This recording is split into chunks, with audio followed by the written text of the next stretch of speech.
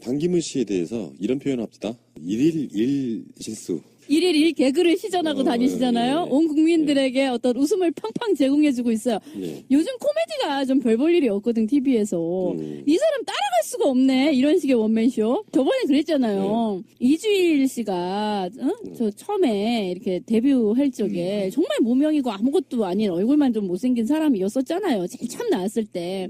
야, 일요일이다 코너에 이상해 씨랑 같이 나왔었어요. 야, 기억력 좋다. 근데 그때 그 사람이 했던, 사실은 그게 실수였다고 하는데 환자의 눈을 이렇게 까보면서 운명하셨습니다 라고 해야 되는데 의사 가운을 입고 자기가 자기 눈을 까보면서 운명하셨습니다 이랬던 이상한 어떤 개그가 있었단 말이에요. 그게 이제 막 큰 히트를 쳤어요. 근데 지금 반기문이 그 코드를 차용하네. 그 개그의 코드. 그러니까 턱받이를 자기가 한다라든지. 뭐 어찌됐건 간에 반기문 씨는 진짜 코미디 이거예요. 그런 건 진짜 애기였고 반기문한테 난 이런 걸 봤어요. 이 사람 정치를 하면 안 되겠구나 했던 절대 안 됩니다. 지점이 예. 기자들 앞에서 하소연을 한 거야. 돈이 너무 많이 든다.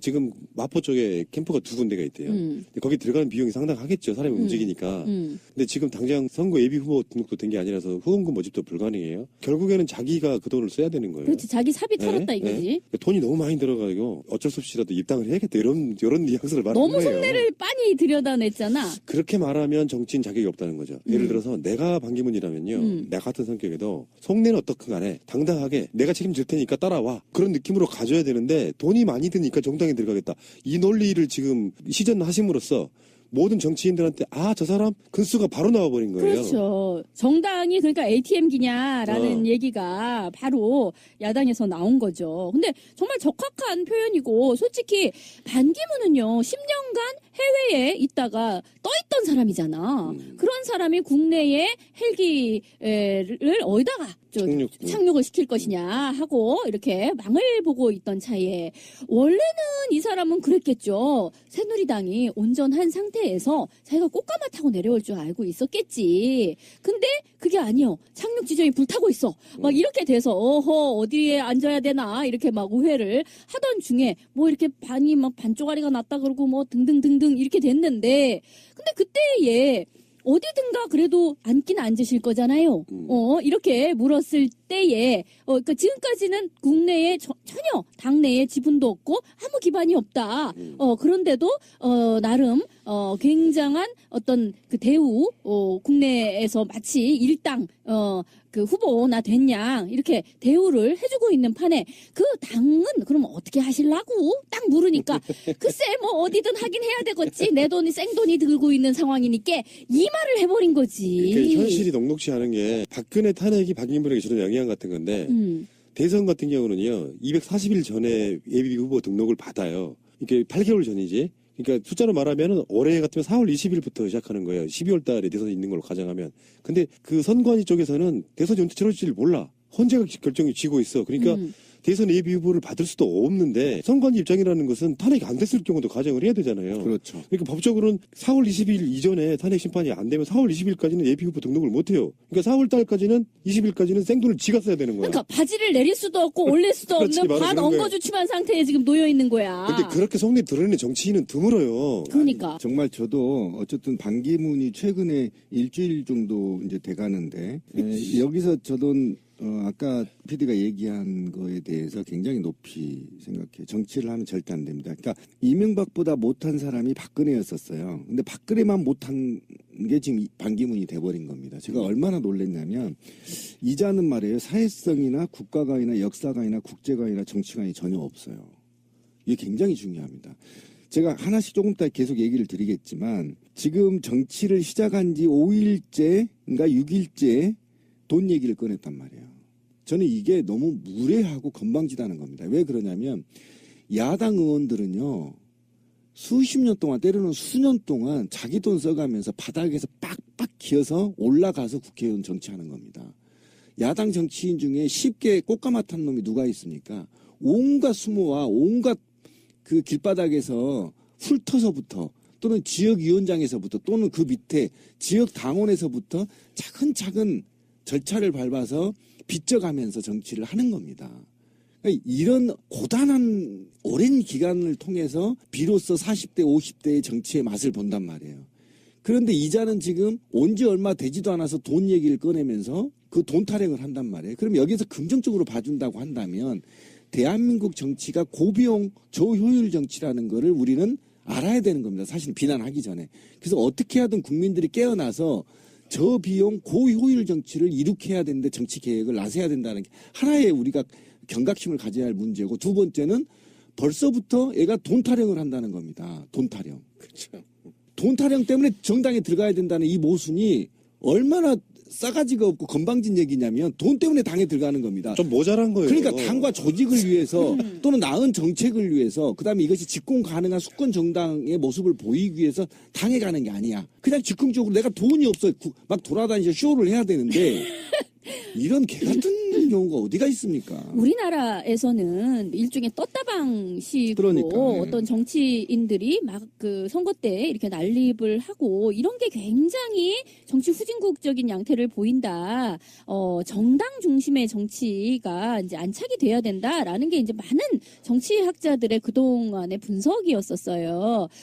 그래서 그래도 이제 지금은 한 정당에서 한 후보를 어떤 안정적인 경선의 과정을 통해 가지고 내는 그 방식이 이제 겨우 고착이 되나 마나 하고 있는 지금 상황인 거잖아요. 그런데 지금 이 사람이야말로 떴다방도 이런 떴다방이 없는 거야.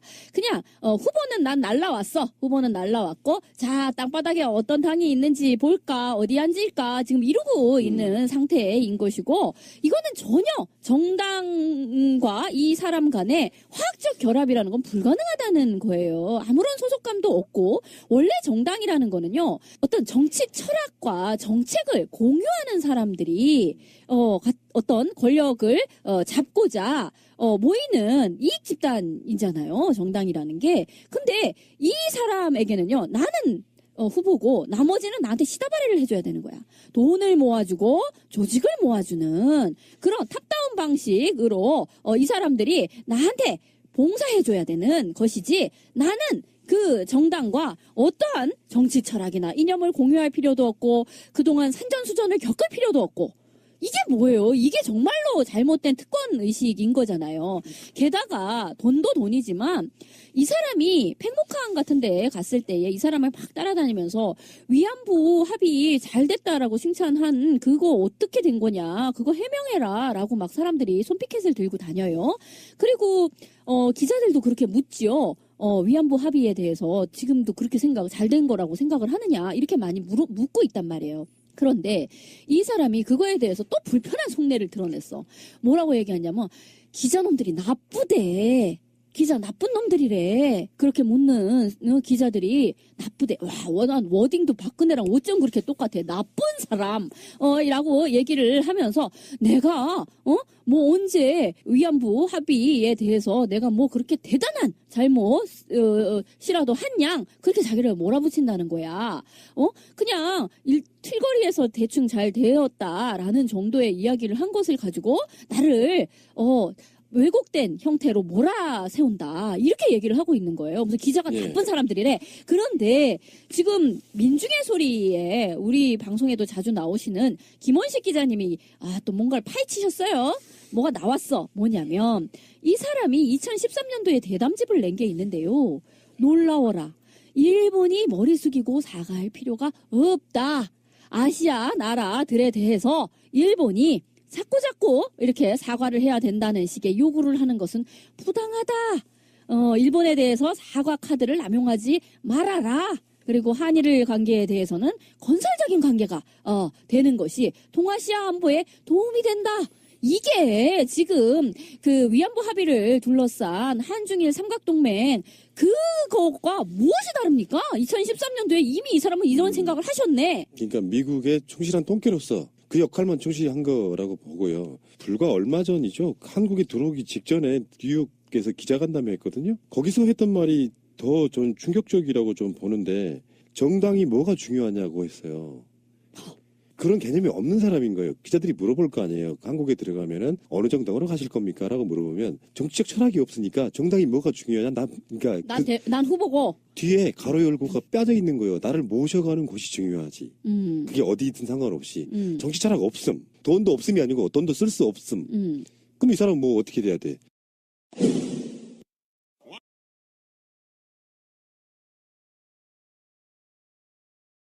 재밌는 거는 컨벤셔널 거라는 게 있잖아요. 개업발이 한국에 들어와서 올라가야 되잖아. 실제로 반기문이 한국에서 일주일가량 움직이고 여론조사 나왔잖아요. 예. 똑같아. 또는 떨어져. 그 뭐겠어요. 국민들이 봤을 때 전혀 기대 안 하고 있다는 것이고, 반기문급 정도 되고 언론이 그렇게 띄워댔으면은 한국에 들어오면 지지율이 작 5%에서 10% 올라야 돼요. 그리고 조금씩 까먹는 거거든. 안 올라. 이 사람은 떨어질 일밖에 없어요. 근데 돈도 안 쓰겠다고 해. 그러면 그쪽이 붙어있던 그 캠프에 몰려든 사람들이 야금야금 떠나기 시작하는 거죠. 그렇죠. 보따리 싸게 되는 거지. 지금 그러니까 좀 더 구체적으로 이 양반에 대해서 이야기를 해야 될 것 같아요. 그러니까 정치관 얘기를 지금 꺼냈는데, 원래 정치란 정당 정치가 맞는 책임 정치를 지금 요구하고 있는가 하면 대한민국에서는 그 정당이 필요 없다는 거죠. 이 사람은 정당이 필요가 없대. 네, 그냥 독고다이로 하겠다는 겁니다.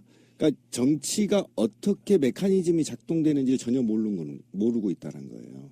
그리고 자기가 어떤 정치를 어떻게 실현할 건지 로드맵도 없다라는 겁니다. 그래서 저는 정치관이 거의 제로 상태에 있다. 그냥 자기가 유엔 총장이 당선이 돼서 마치 유엔 총장처럼 혼자 독고다이로 돌아다니는 것처럼 좀 느껴지는 겁니다. 이게 어떤 게 문제가 있냐면 정치적인 파트너십이 존재하지 않다는 겁니다. 그러니까 제왕적 대통령을 꿈꾸고 있는 겁니다. 지금은 제왕적 대통령보다 소통하는 대통령, 그죠? 그 다음에 낮은 대통령, 그 다음에 국민의 심부름꾼의 대통령이 돼야 되는데, 자기가 지금 이후에 쭉 얘기하겠지만 모순적인 가치관을 갖고 있는 그런 정치 철학을 가지고 자기가 국가를 운영하는 데 있어 국민은 거기에 구성 요소나 또는 정치적 동기는 필요 없고 넌 내 말하면 따라와라는 제왕적 이런 구시대 발상을 하고 있다라는 겁니다. 그런 게 지금 곳곳에서 드러나고 있는데, 그 다음에 이제 아까 지민님 얘기한 역사관 얘기를 좀 한번 해보고 싶어요. 그러니까 소녀상이나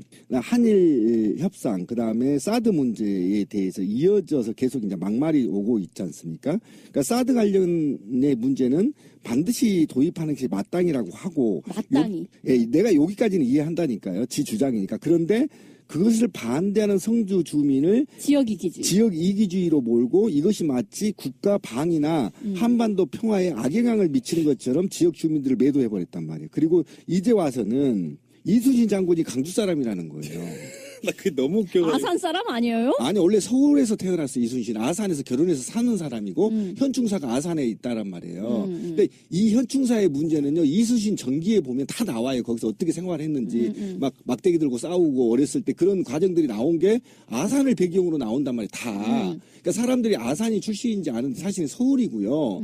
그 다음에 이 사람이 어떻게 강주에서 가장 유명한 장수는 김덕령 장군이에요. 충장사 굉장히 유명합니다. 김덕령 장군이 충장사라는 곳이 있어요. 무등산 바로 밑에. 그 일화도 굉장히 유명하거든요. 누나하고의 갈등 문제로 장군이 크게 크는 과정들이 있어요. 충장로가 있는 거잖아요. 예. 그런데 이게 바로 이 양반이 대한민국에서 가장 대한민국 국민이 존경하는 사람이 이순신 장군이잖아요. 1위에 지금도. 그렇죠. 그런데 그 양반의 출신지도 모르고 그 양반이 전라도 광주래. 진짜 고문관이에요. 자, 그런데 그리고 아까 지민님 얘기한 게 이 정도의 역사관을 갖고 있는 놈이 기자들이 지 한 말을 따서 기자는 거짓말 안 합니다. 인용만 합니다. 인용 띵띵. 그렇지.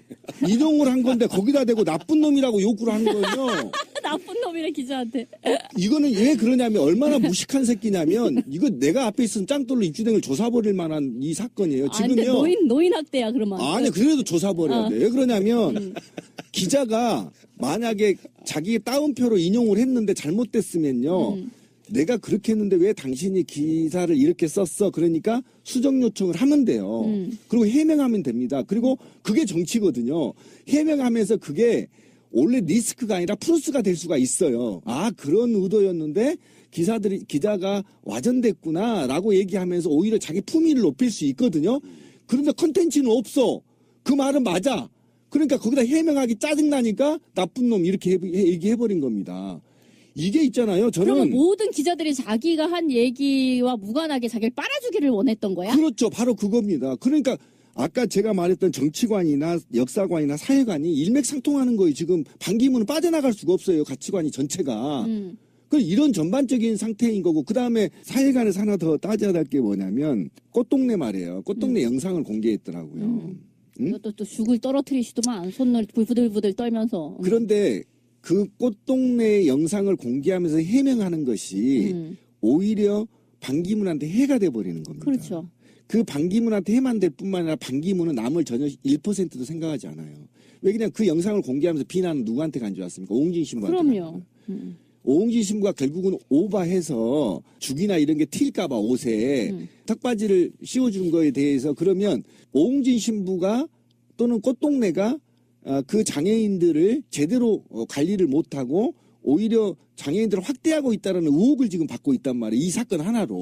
그러면 오히려 자기가 죄송합니다. 제가 너무 과잉 의존에 이걸 공개할 게 아니라 상대방을 배려한다라고 한다면 적어도 제가 무리를 이렇게 죄송합니다. 아직 한국에 와서 한국의 문화나 기타 이런 것들을 잘 이해하지 못하고 있어서 배우는 과정입니다. 겸손하게 하면 될 것을 남을 다 죽이고 지만 살아나. 이거는 완전 사회관이 0점이에요. 근데 해명이 독이 되는 거는요, 그것뿐만이 아니에요. 그러니까 지금 그렇죠. 보세요. 그 꽃동네에서 그렇게 한 거는 결국은 그 풀 영상이 공개됨으로 해서 이제 오홍진 신부라든지 이런 사람들이 더 욕을 먹은 거 그렇죠. 물론 이거니와 솔직히 말하면요, 그거는요.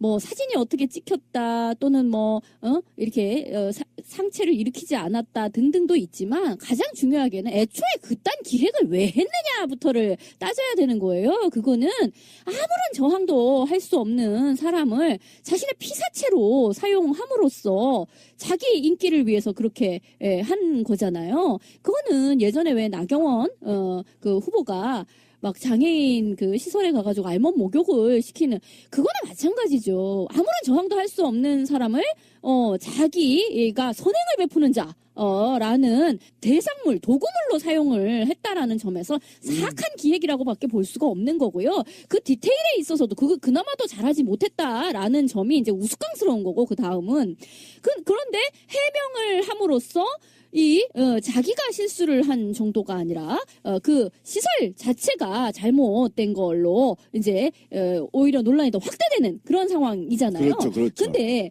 선친묘에 가가지고 한 그 이상한 짓거리에 대해서도요, 이제 막 왜 그 지가 마시냐, 이제 막 이런 얘기가 나왔잖아요. 그게 이게 나오니까 거기다 대고 또 해명을 한답시고 집집마다 다 법도가 다른 뱀이요. 이런 소리를 또 했어요. 그러니까 사람들이 트윗에다 그러더만 아니 지 하나 욕먹고 끝나면 될 것을 자기 집안을 완전히 개 쌍놈의 집구석을 만들어야 속이 시원하냐 이런 얘기를 하더라고. 그런데 또 주겔러에서 그러니까 주겔에서 또 찾아냈어. 이 사람이 2008년도에 자기 집안의 제사를 지내는 것을 딱 보여줬는데 그땐 제대로 하더만. 그러니까 뭔 소리냐면은 이 사람은 해명을 하면 할수록 그러니까 어떤 겸허한 마음을 가지고 내가 내 선에서 어떤 논란을 축소시키는 일을 하지를 못해요. 계속 해명을 함으로써 사람들을 점점 더 열받게 만드는 짓을 하고 있는 건데요. 나는 이 사람이 지금 와가지고 했던 온갖 열받는 짓거리의 이야기 중에서 최고는 결국 청년들에게 한 얘기가 아닌가 싶어요. 제가 봤을 때는 이 사람은 그냥 고문관이에요. 달리 표현하면 개념 없는 사람을 나는 고문관이라고 봐요. 실수라고 쳐요. 이렇게까지 실수가 많은 사람도 좀 보기 드물죠. 앞으로 계속 될 것 같은데 건드리지 말아야 될 거 건드렸어요. 태주는 그럴 수 있고 다 그럴 수 있는데 그래. 애비양도 그럴 수 있고 다 그럴 수 있어. 그런데 청년 문제는요.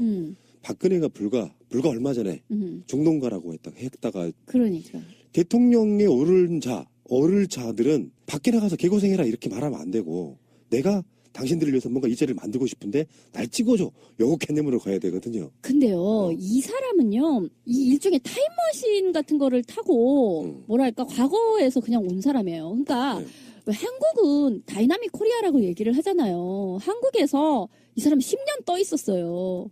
그 10년 사이에 한국에 어떤 문제가 있었고 이 사람들의 일반 정서가 어떻게까지 변화했는지를 전혀 모르고 있어요.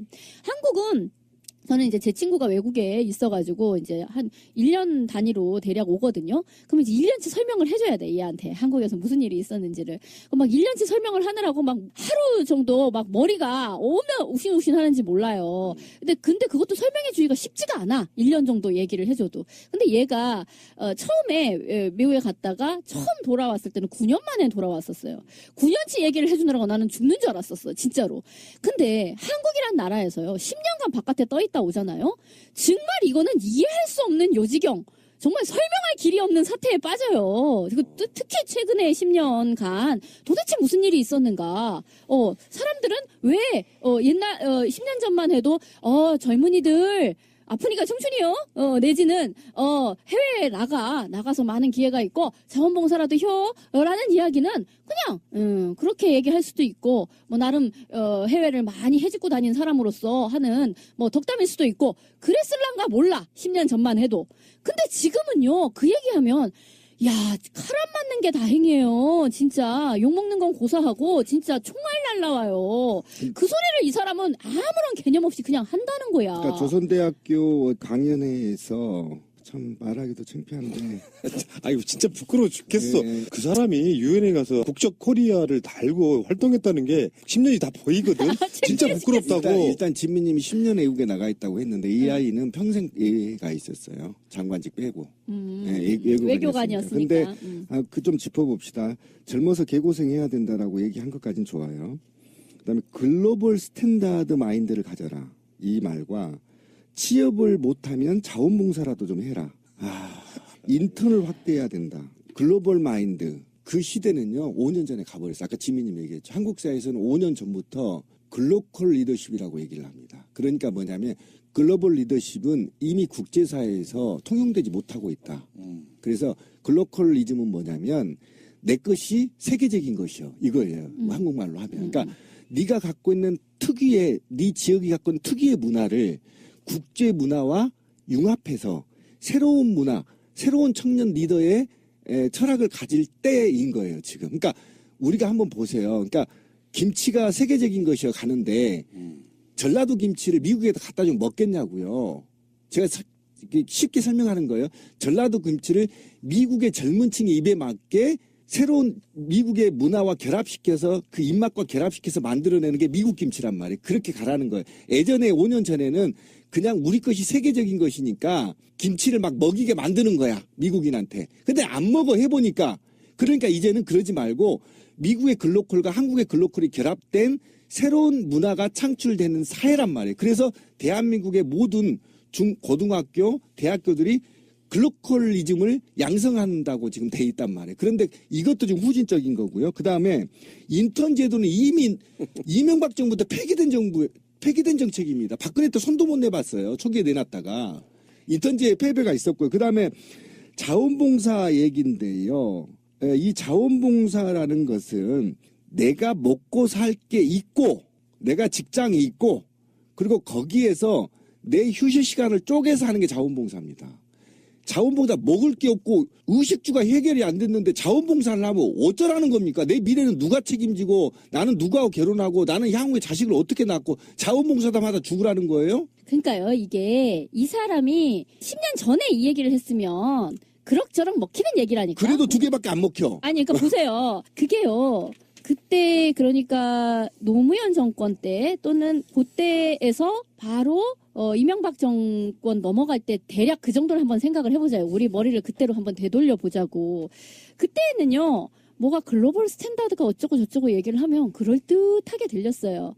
진짜로. 그러니까 말장난이지 그러니까 대충 그렇게 들렸어. 그런데 그거에 대한 폐해를 이미 다 경험을 하고 있어요. 그러니까 보세요. 글로벌 좋아. 세계에 국경이 없어져. 좋아. 다 뭔가 앞으로 대단히 미래가 막 좋게 느껴지는 그런 느낌이 있어요. 그런데 글로벌이 뭔지를 이제는 너무 잘 알아. 뭐냐면 이거는요.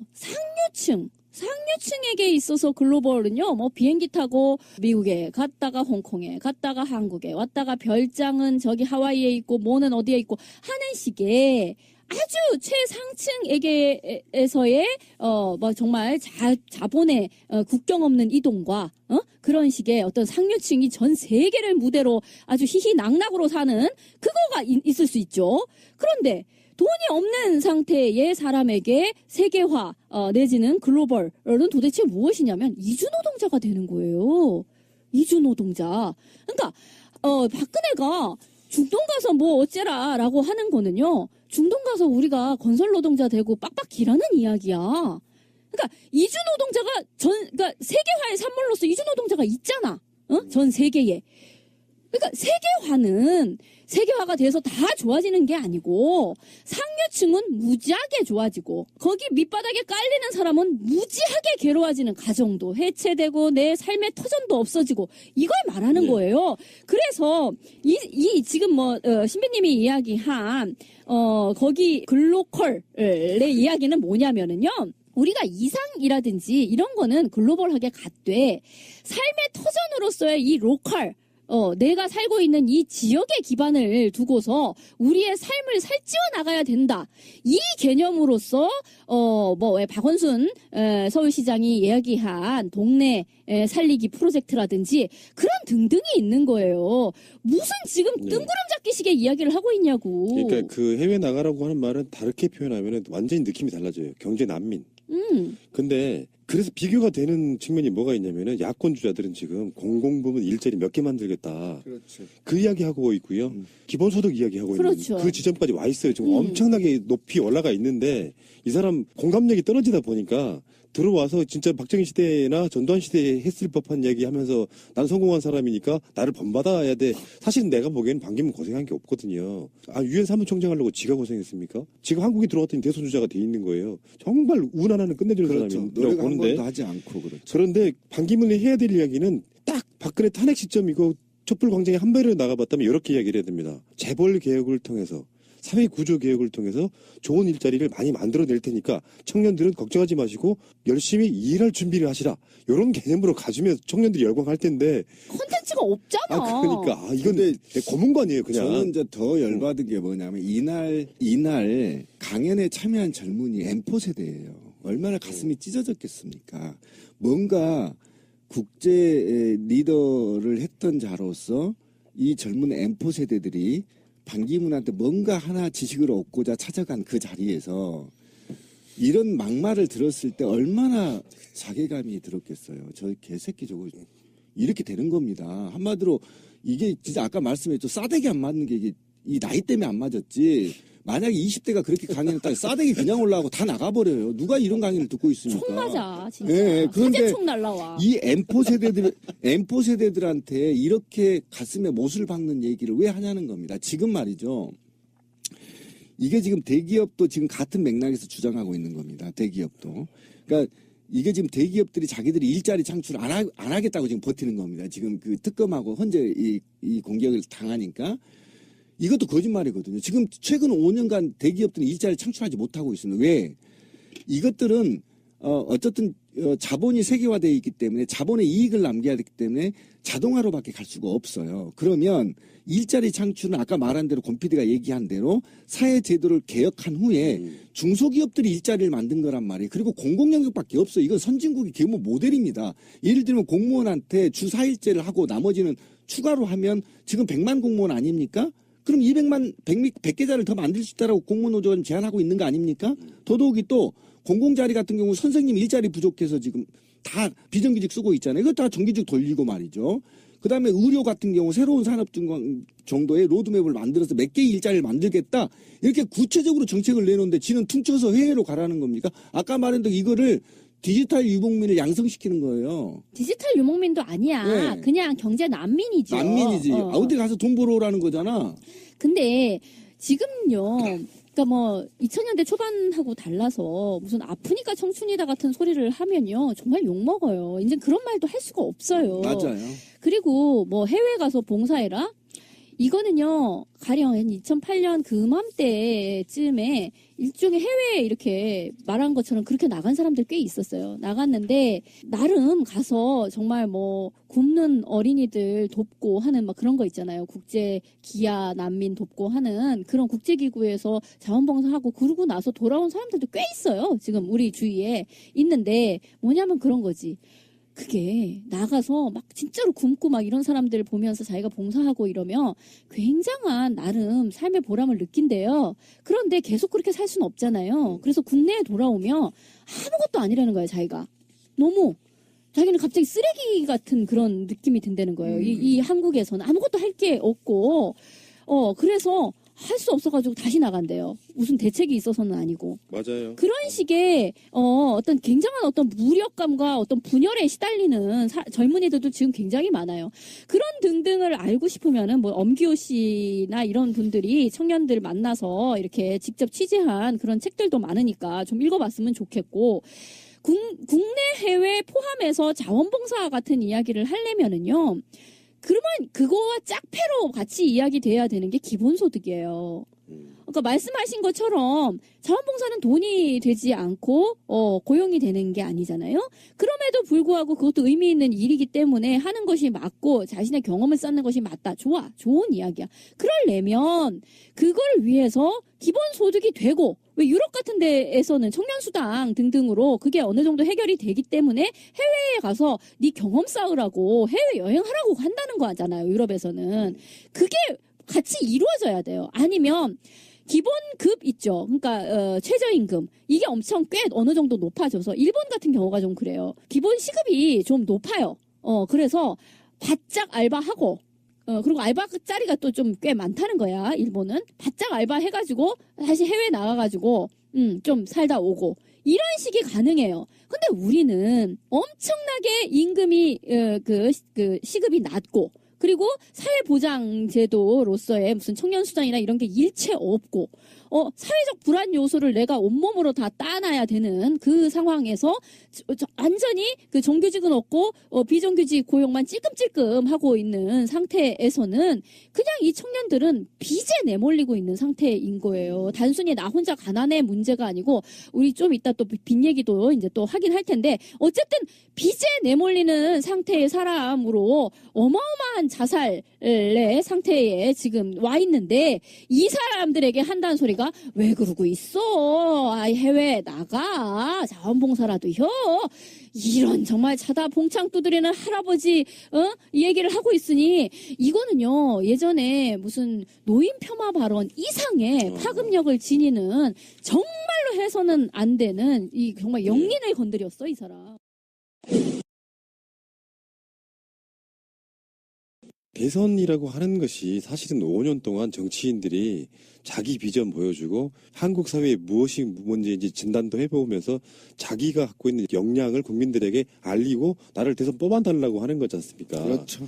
그래서 계속해서 연속해서 그 나라에 거주하기를 법으로 정해놓은 거예요. 그거를 지금 이번에 선관위가 이상하게 해석하면서 반기문 출마 자격이 있다고 유권 해석을 내려버렸던 것도 문제지만, 그건 뭐 나중에 다른 식으로 다루더라도 내놓고 이야기하는 것들을 보면 저는 사실 그래요. 저는 뭐 반기문을 지지하거나 새누리당류를 좋아하는 사람이 아니기 때문에 남의 새끼니까라고 그냥 비판하는 게 아니고, 그런 자들이 한국에 들어와가지고 대선 후보가 된다는 아직 한국 사회의 어떤 그 저급함, 그쪽 사람들의 어떤 그 마인드가 저는 부끄럽다는 거예요. 맞아요. 그러니까 맞아요. 그 굉장히 좋은 얘기를 했는데, 아까 제가 말했던 5가지의 관 중에 국기에 대한 맹세도 할지도 모르는 사람이었죠. 그 이야기 한번 짚고 넘어갑시다. 예. 국기에 대한 경례를 했는데 인사를 먼저 그렇죠. 하다가 인사를 하다가 이렇게 되는 거예요. 전혀 몸개그의 달인이야. 국가관도 아주 개판인데, 방금 얘기한 게 그렇습니다. 그러니까 만약에 반기문이 자기가 말한 글로벌 리더십이 굉장히 보편타당한 것을 가지고 한국에 와서 한국의 정치가 글로벌 스탠다드에 좀 부족한 부분을 채워줄 줄 알았어요. 저 솔직히 말하면. 지금 국제사회에 선진국들은 이렇게 정치들이 진화해 나가는데, 예. 우리 한국은 그가 주장한 것과 기존의 토착적인 정치인들이 주장하는 것들이 어떻게 차이가 있는지에 대해서 공부하는 계기가 될 줄 알았거든요. 그런데 내 머리를 지금 이 방송할 때도 내 머리를 70년대로 지금 내려가야 되는 상황이 벌어진 거지 않습니까? 예. 전혀 지금 세계적인 거를 내놓지도 않고, 또 글로벌 스탠다드 개념도 내놓지도 않고, 오로지 70년대 마인드로 내가 지금 돌아가서 이 방송을 해야 되는 만큼 대한민국 정치 의식 수준을 오히려 발전시키는 게 아니라 뒤로 후퇴시켜서 쭉 끌고 내려가 버리는, 그리고 이거를 개그라고 놀면서 그의 지지율이 19%에서 20%까지 나온다는 게 대한민국 국민들의 의식 수준이 이렇게 후진가라는 자괴감이 들 정도로 예. 반기문이 정말 전 분노스러운 사람이에요. 그러니까 이제 우리가요, 뭐 포퓰리즘에 대한 어떤 비판 같은 것도 많이 했었잖아요. 그러니까 이제 어떤 정당적 기반을 갖지 못하고 한 사람의 어떤 유명세에 의해 가지고 그 사람이 후보가 되고 거기에 나머지 정당들이 다시 도열하거나 짜맞춤을 하는 식의 그런 정치를 해서는 안 된다라는 얘기를 했었는데, 근데 이제 이 사람이 이제 대표적인 지금 그런 방식의 것을 하려고 하는 거죠. 근데 이 사람의 유명세는 왜 유명세가 됐냐 그랬더니 이제 이것도 일종의 후진국 마인드예요. 그러니까 해외에 가서 제일로 좋은 자리에 있었던 사람이니까. 그러니까 이를테면 변방 의식인 거야. 말하자면 여기가 지방이에요. 지방에서 어메 누구가 서울 가서 출세했디야. 서울에서 높은 자리에 있다 내려왔디야. 이런 식의 마인드인 거예요. 변방의 의식인 거죠. 그러니까 그러면 그 사람은 어떻게요? 여기 와가지고 아무 자리라도 아무 기관장 자리라도 하나 꿰차는 것이 맞지? 지금 거의 그 수준의 지금 사고를 하는 거예요. 네, 그래서 한국에 와서 보여주는 몸개그 첫 번째 그건 그냥 해프닝이라고 치고 각종 인터뷰 같은 게 드러나는 어떤 뭐 대언론관이라든지 위안부 합의 세월호 문제 또는 청년 문제 같은 것들이 드러나는 그 사람의 어떤 부실함, 허약함, 좀 모자람, 심지어는 고문관. 근데 저는 코어는 두 가지라고 보는데요. 하나는 유엔이 어떻게 유권 해석을 내려주느냐예요. 이제는 출마 자격이 있다 없다 그 부분하고, 두 번째는 지금 이제 비리 쪽에 연결돼 있는 건데요. 다른 거는 그냥 동생, 조카, 아들이라고 칩시다. 유엔에 납품하고 뭐 조카나 동생이 하는 사람 일이 다 주요 고객이 유엔이었다고 하면 그냥 그렇죠. 그걸 다 칩시다. 그건 우리나라 문제 아니니까. 근데 지금 가장 중요하게 드러나고 있고 정치권에서 가장 민감하게 보고 있는 거는 박연차 문제입니다. 박연차 문제인데 그 당시 그랬다는 거예요. 이인규 중수부장이 박연차 그 게이트 때 돈 준 사람이 누구냐 이렇게 불러라 하니까 적어냈을 거 아니에요. 더 있잖아. 그 정도는 부족해라고 해서 거기에 지금 반기문이 들어있는데, 진짜 재밌는 거는요. 지금 박영수 특검이 그 당시 변호사였어. 그 당시에 박연차의 변호사였기 때문에 너무나 잘 알고 있다는 너무 겁니다. 웃겨. 그러니까 박연차를 변호했던 박영수 특검이 반기문을 수사할 수도 있는 이 상황까지 와버린 거거든요. 고소 고발만 있으면 얼마든지 가능하다고 보는데. 이게 너무 재밌는 일인데, 어쨌든 박연차의 변호사였던 박영수, 지금 현재 그 특검에 가 있는 박영수, 그 사람이 이미 그러니까 박연차를 변호하기 위해서 누구누구에게 돈을 갖다 줬다라는 그 리스트를 만들어서 당시 검찰에게 줬다는 거예요. 당시 검찰. 그러니까 줬는데, 그러니까 준 게 확실해.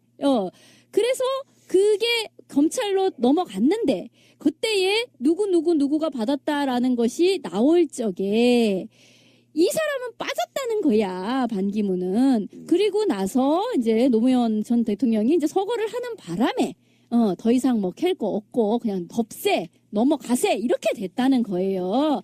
그래서 그럼 그 파일은 어디에 가 있느냐, 그 서류는 어디 가 있느냐, 검찰청 캐비넷에 고이고이 들어있지, 이걸 누가 없앨래야 없앨 수도 없는 거니까 그대로 있음 이라는 거죠. 그래서 만약에 이 반기문이 이걸 보도를 한 한겨레나 이런 쪽에다가 고소 고발을 하면 바로 검찰청 캐비넷이 열린다라는 이야기예요. 제가요 최근 영화 소개 하나 할게요. 더킹이라는 영화, 이번에 더킹 예, 조인성 주연, 정우성이 나오는데요. 정말 미남 둘이 나오니까 정말 참, 물론 눈호강도 하는 데다가 그게 중요한 게 아니라 검찰 권력을 통해 본 한국의 현대사를 보여주는데요. 지금 제가 말씀드린 검찰청 캐비넷에 있지라는 것이 도대체 무엇을 의미하는지를 이 영화는 너무나 친절하게 이야기를 해줍니다. 거기에 딱 명대사가 그런 게 있어요. 사건도 김치처럼 익혀 먹어야 맛있다. 검찰 놈들은 자기한테 들어온 사건 그 모든 팩트 진실들을요 자기네 좋을 대로 김치독에다 묻어놓습니다. 필요할 때 꺼내서. 그렇죠. 예. 적당히 익었을 때에, 또 자신들이 불리할 때, 또는 국면 전환을 해야 될 때에 거기서 하나씩 딱 꺼내가지고 씁니다. 지금 이 사건이 거기에 들어가 있는 사건이라는 거예요. 지금 정치권에 아주 미묘하게 흐름이 지금 시작됐는데, 박지원을 보면 합니다. 박지원이 국민의당 대표 됐죠. 그래서 외연 확장이나 안철수를 포기하는 듯한 뉘앙스가 좀 있었어요. 근데 그거를 갑작스럽게 거둬요.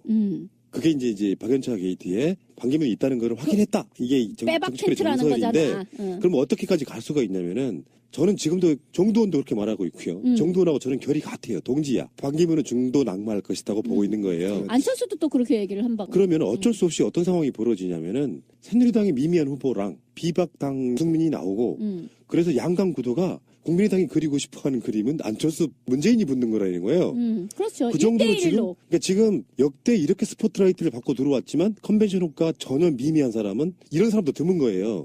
그러니까 사실은 반기문이 저는 그 똥볼을 계속 찾아오면서 대권 주자로 가 있는 게 솔직히 말하면 야권 입장에서는 가히 나쁘지도 않아요. 그렇죠. 이런 진짜 청년 폄하 발언까지 하셨는데 적당히 표를 잠식하면서 있어주면 참 괜찮겠어 그것도.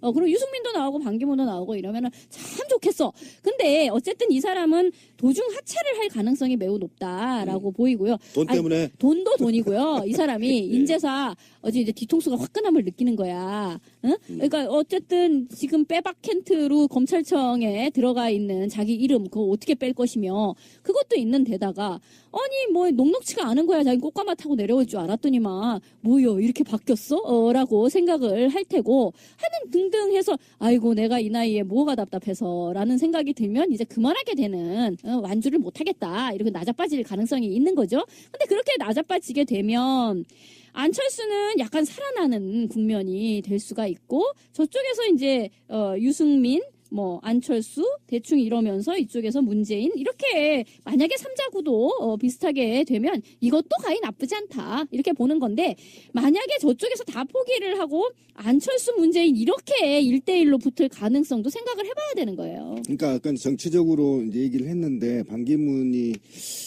대체적으로 국민의당에서는 좀 러브콜을 하려고 했는데 국민의당 당대표 박지원이 저러면 우리하고 멀어지는 거죠. 이 키워드를 뽑았죠.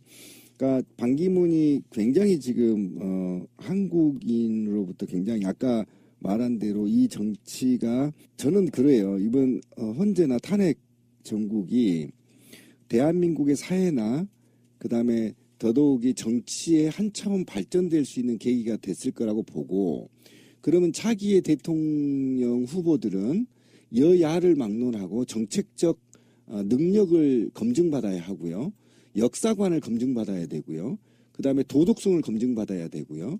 그다음에 국가관을 검증받아야 될 중요한 시기에 반기문 같은 또라이가 들어와서 그런 걸 하지 못하고 누구든 야권이 대통령이 당선되든 어부지로 돼서 국민들한테 제대로 정책적 대안을 받지 않고 그 정책을 중심으로 투표할 수 있는 선진화되어 있는 지금 우리 사회 문화에 똥을 찌끌고 있다라는 거 반기문이 없었으면요 지금 한국 사회는 뭘로 논쟁이 되는 줄 아십니까? 바로 정책으로 논쟁이 되고 청년 실업으로 논쟁이 되고 바로 복지로 논쟁이 돼야 될 판에 이거 가십거리로 반기문이만 씻고 있다가 문재인이 된다고 해도요 전 문제가 있다고 생각합니다. 왜 그러냐면 문재인이 무슨 정치를 해야 되는지 국민들이 알아야 되잖아 이제. 그런데 그런 것들이 다 없어져. 그럼 유승민하고 붙었다고 쳐요. 안철수하고. 그럼 세 사람의 정책을 비교하면서 국민들이 이 후보가 정책이 훨씬 더 진보적이구나. 이걸 냉철하게 분석을 하고 그다음에 누가 또 부정부패 척결의 의지가 강한가 이런 것들 종합적으로 보고 찍어야 되는데 이거 뚱뚱같이 양아치 같은 놈이 와가지고 막 흔들어 놔버리니까 이게 정치로 가야 돼. 무슨 정책으로 가야 돼. 아니면 사람 됨됨이를 파악해야 돼. 이 짧은 시간에 판단하기가 어렵단 말이에요. 흐트러 놓는다고 판단 기준을. 그래도 유일하게 지지율이 나오는 후보이기 때문에 건드려 보는 것이고요. 반기문은 저렇게 똥을 싸고 있을 때 야권 후보들이 지금 정치 경쟁하고 있지 않습니까? 나는 이 부분은 좋게 보는 것이고요. 박연차 문제는 이렇게 되어 있는 상태예요. 박연차가 2005년도에 그 당시에 외교 장관이 반기문이었는데 어떤 이유로 돈을 준 거냐면은 베트남 주석을 국빈 자격으로 한국에 초청할 수 있도록 도와달라는 취지에서 준 돈인데 그 당시에 돈을 준 액수가 23만 달러. 액수가 나온다는 것은요 생각보다 굉장히 팩트 근거가 있다는 뜻이거든요. 지금 현재 우리나라 돈으로 한 2억 8천만 원 정도를 줬다. 그 의혹이거든요. 박연차 씨가 전방위적으로 로비해가지고 뭐 소문들이 있었어요. 당시에 박연차가 써낸 이름이 150명이다. 뭐 아니다. 50명 정도 될 거야. 뭐 그 정도인데 최소한 자기가 사업하는 데 있어가지고 필요한 사람들한테는 대부분 다 이렇게 돈을 찔러준 걸로 지금 나오고 있는 부분이라서 박연차가 당시에 정말 가까운 사람들은 뭐 불지 않거나 자기가 죄를 좀 면할 수 있을 정도로 찔끔찔끔 불다가 무슨 얘기가 나왔었냐면 당신네 딸들까지 다 처벌받을 수 있다는 검찰의 어떤 협박 이런 거에 맞물리면서 다 털어놔 버렸다는 거거든요. 그때 그 리스트 중에 한 명이 반기문이었는데 그리고 나서 반기문이 유엔 사무총장으로 가잖아요.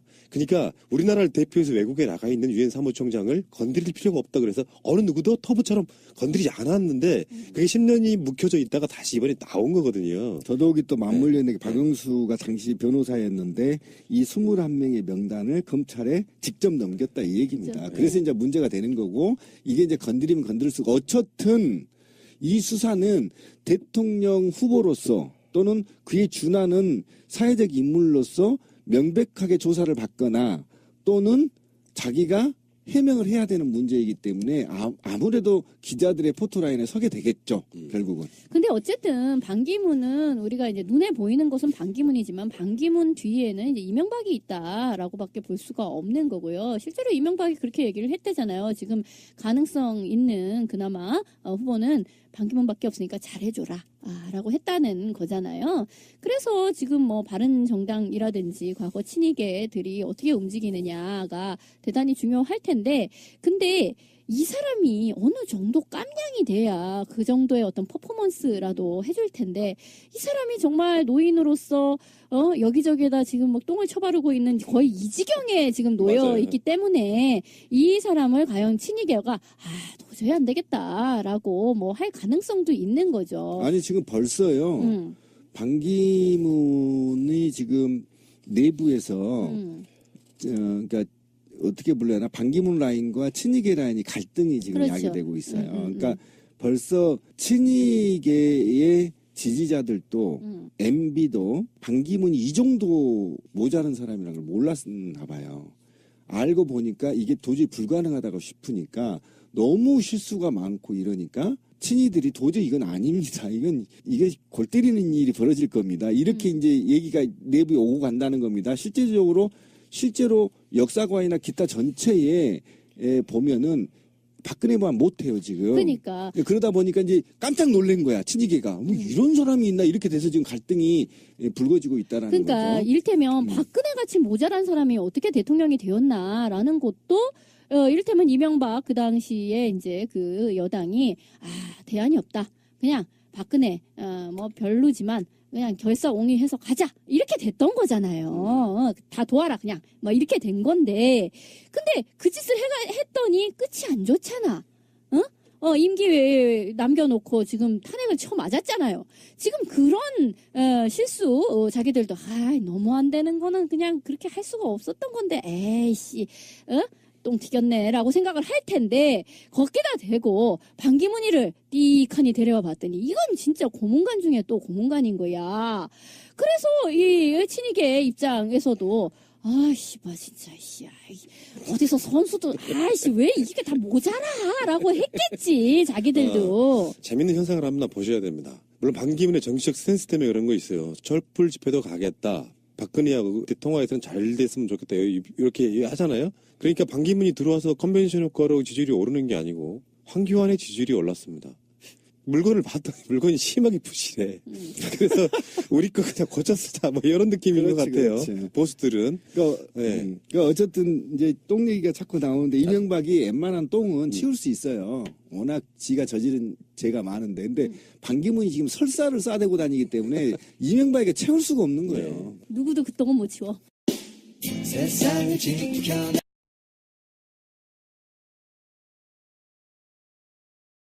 반기문 씨에 대해서 이런 표현을 합시다. 1일 1 실수. 1일 1개그를 시전하고 다니시잖아요. 온 국민들에게 어떤 웃음을 팡팡 제공해주고 있어요. 요즘 코미디가 좀 별 볼 일이 없거든, TV에서. 이 사람 따라갈 수가 없네. 이런 식의 원맨쇼. 저번에 그랬잖아요. 이주일 씨가, 저 처음에 이렇게 데뷔할 적에 정말 무명이고 아무것도 아닌 얼굴만 좀 못생긴 사람이었었잖아요. 제일 처음 나왔을 때. 야, 일요일이다 코너에 이상해 씨랑 같이 나왔었어요. 기억력 좋다. 근데 그때 그 사람이 했던 사실은 그게 실수였다고 하는데 환자의 눈을 이렇게 까보면서 운명하셨습니다라고 해야 되는데 의사 가운을 입고 자기가 자기 눈을 까보면서 운명하셨습니다 이랬던 이상한 어떤 어떤 개그가 있었단 말이에요. 그게 이제 막 큰 히트를 쳤어요. 근데 지금 반기문이 그 코드를 차용하네? 그 개그의 코드? 그러니까 턱받이를 자기가 한다라든지. 뭐 어찌됐건 간에 반기문 씨는 진짜 코미디 이거예요. 그런 건 진짜 애교고 반기문한테 난 이런 걸 봤어요. 이 사람 정치를 하면 안 되겠구나 했던 절대 안 됩니다. 지점이 예. 기자들 앞에서 하소연을 한 거야. 돈이 너무 많이 든다.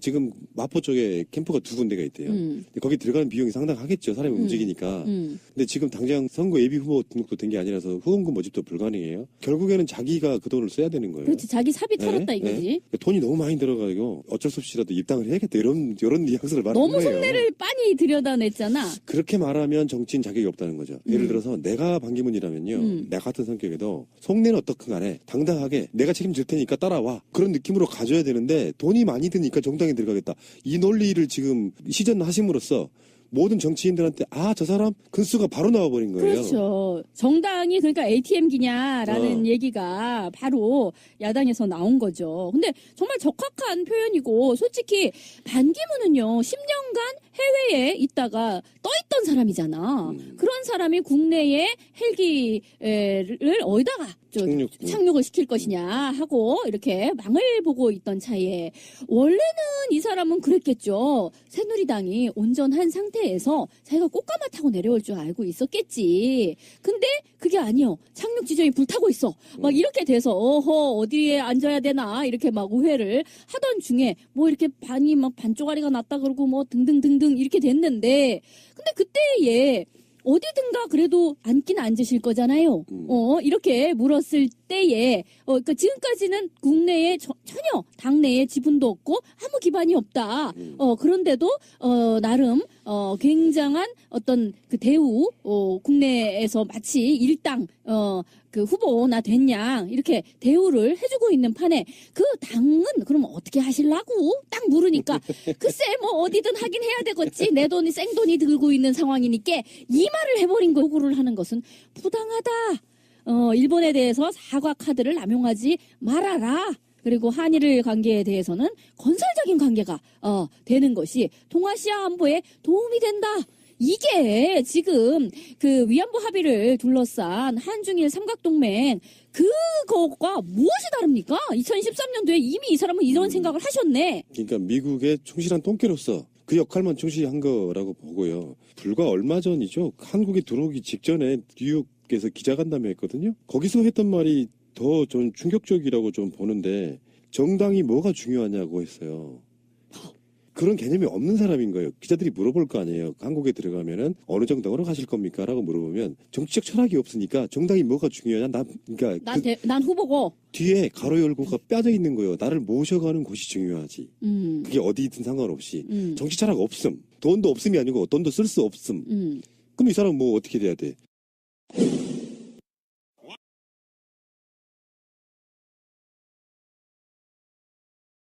재밌는 거는 컨벤션 효과라는 게 있잖아요.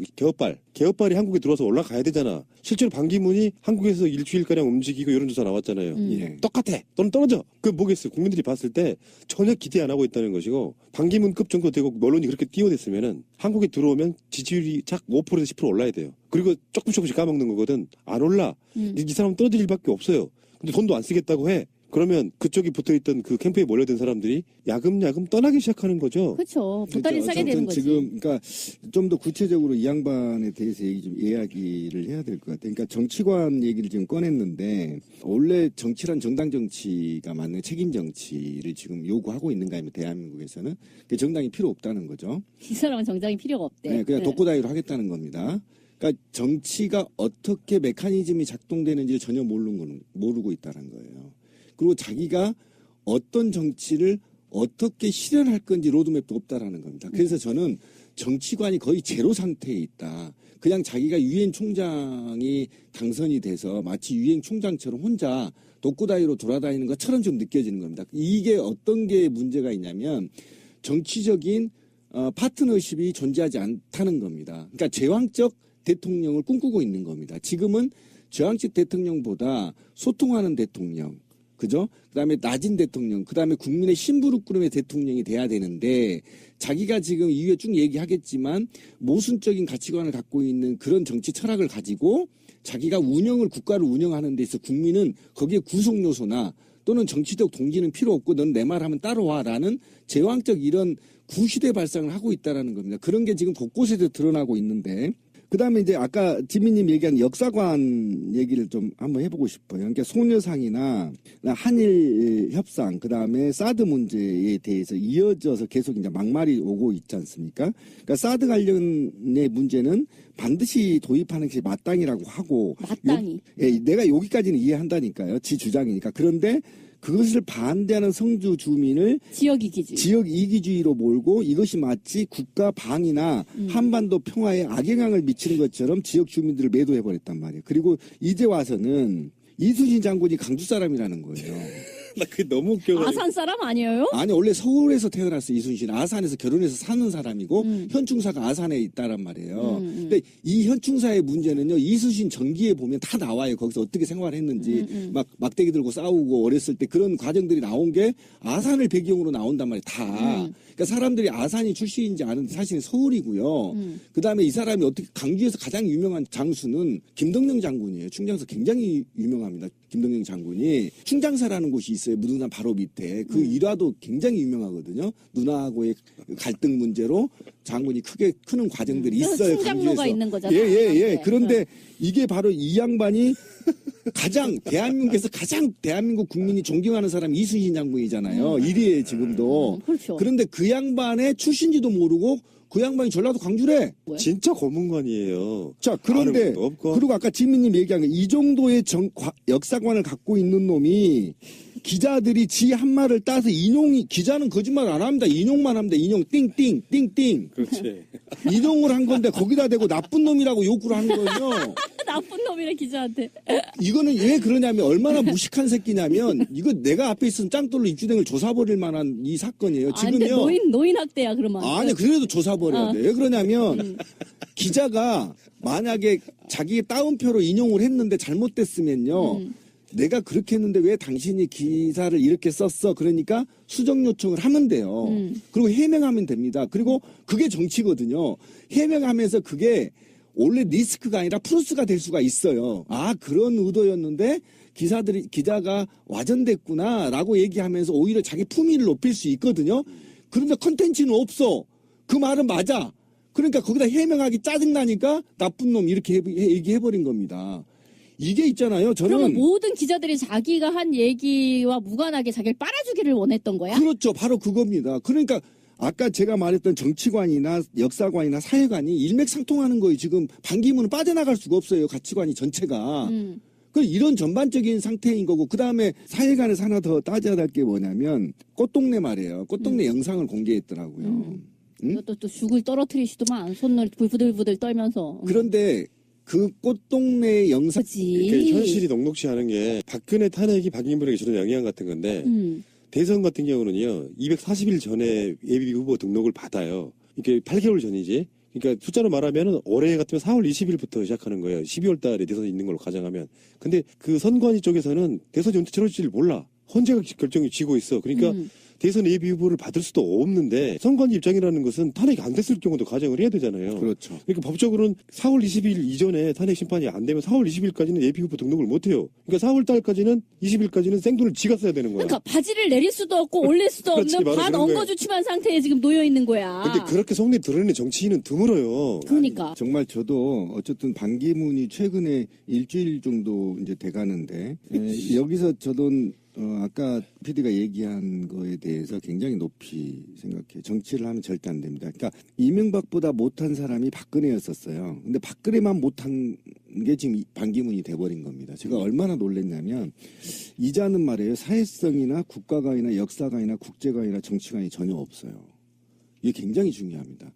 제가 하나씩 조금 이따 계속 얘기를 드리겠지만 지금 정치를 시작한 지 5일째인가 6일째 돈 얘기를 꺼냈단 말이에요. 저는 이게 너무 무례하고 건방지다는 겁니다. 왜 그러냐면 야당 의원들은요. 수십 년 동안 때로는 수년 동안 자기 돈 써가면서 바닥에서 빡빡 기어서 올라가서 국회의원 정치하는 겁니다. 야당 정치인 중에 쉽게 꽃가마 탄 놈이 누가 있습니까?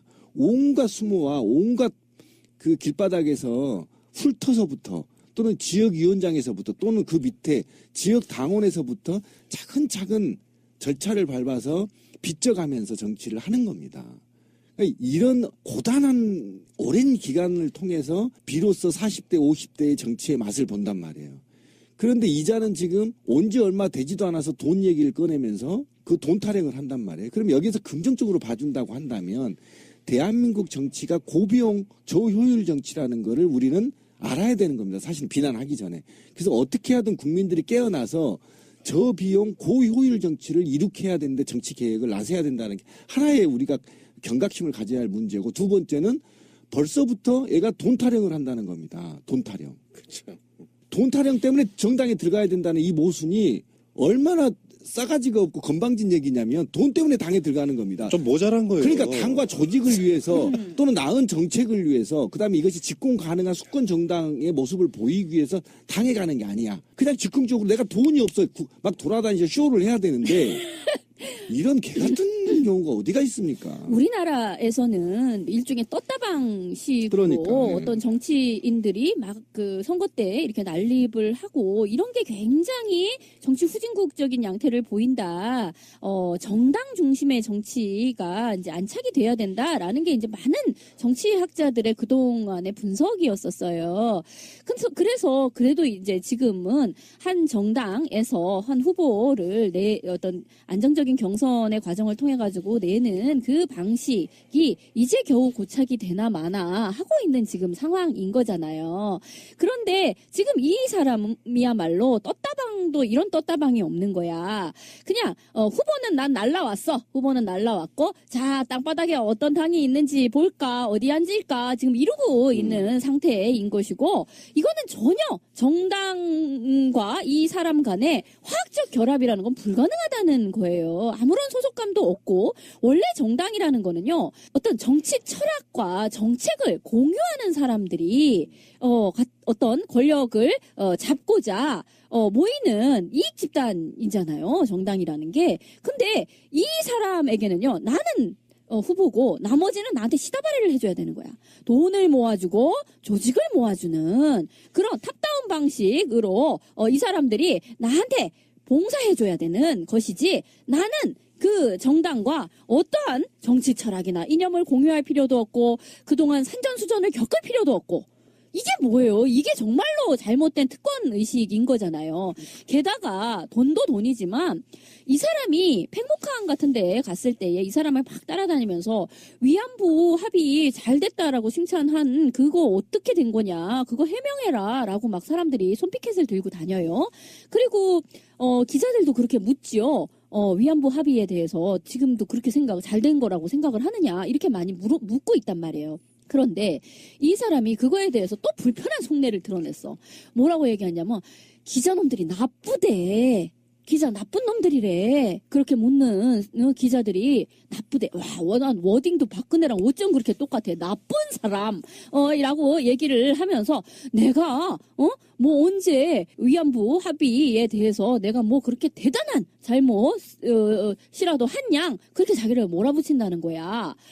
그냥 틸거리에서 대충 잘 되었다라는 정도의 이야기를 한 것을 가지고 나를 왜곡된 형태로 몰아세운다, 이렇게 얘기를 하고 있는 거예요. 무슨 기자가 나쁜 사람들이래. 그런데 지금 민중의 소리에 우리 방송에도 자주 나오시는 김원식 기자님이 또 뭔가를 파헤치셨어요. 뭐가 나왔어. 뭐냐면 이 사람이 2013년도에 대담집을 낸 게 있는데요.